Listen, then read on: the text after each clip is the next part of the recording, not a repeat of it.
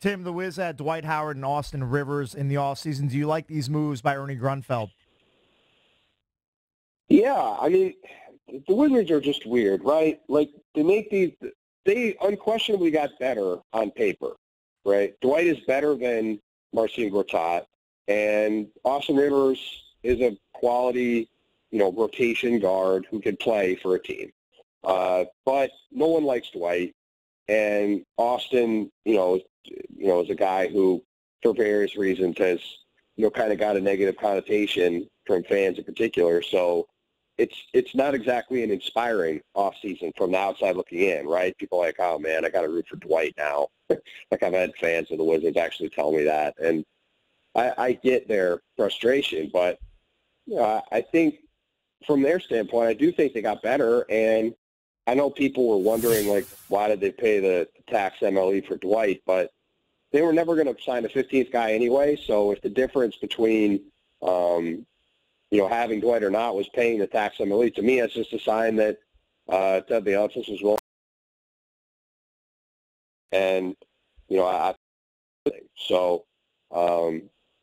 thought the moves were good. I think they've had a good off season.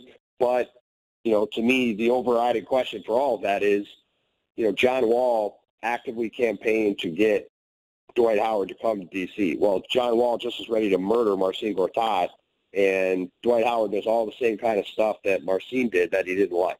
So how is that going to go? Is that relationship going to be good? Is Dwight going to be willing to not do post-ups anymore and just set screens and roll to the rim and play defense? And is John Wall going to be the player he was from 2 years ago, or the question a season like they did a couple of years ago, or a season like they did last year? You probably already have the answers, Tim. I don't, actually, because I really don't. I think it's more likely than not that John and Brad are going to fight. I think it's more likely than not that Dwight is still going to want some post-ups.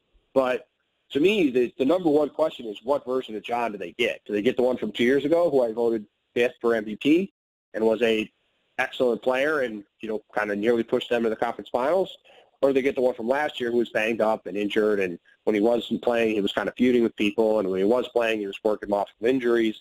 They need the guy from 2 years ago. If they get the guy from 2 years ago, they have a chance to be, a potential conference finals team and push for home court in the East and can have a really good year. If they get the other one, well, then they're a team like they were last year, which is one that's, fighting to get in the playoffs. And, remember, John's about to go into 4 years and $170 million the next 4 years. So, the Wizards, I think, need him to be the one from 2 years ago, not only because they need to be better this year, but because they're about to have to pay him a ton of money, and they certainly don't want to be looking at a situation where, if he's coming off 2 down years in a row, going, man, is this going to be a really rough extension for us?